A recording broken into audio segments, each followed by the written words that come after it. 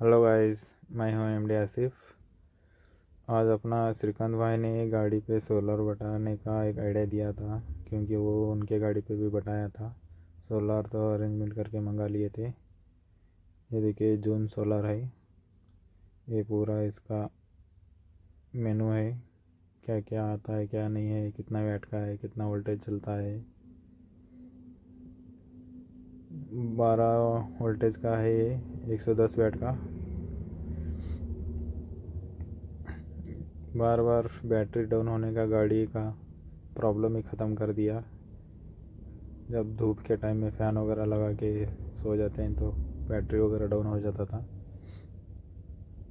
अभी इसके साथ थोड़े दिन के बाद बैटरी भी मंगा के इंस्टॉलमेंट कर देंगे, फिर रात में भी फ़ैन चल जाएगा। ये देखिए, अभी इंस्टॉलमेंट किया हम गाड़ी पे। ये श्रीकांत भाई की गाड़ी पे भी इंस्टॉलमेंट किया है, पहले से ही किया है। ये देखिए सामने से कैसा दिखता है।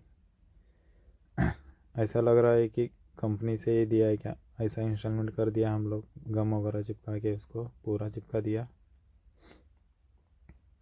देखिए आपको कैसा लगा। वीडियो पसंद आए तो लाइक शेयर कीजिए।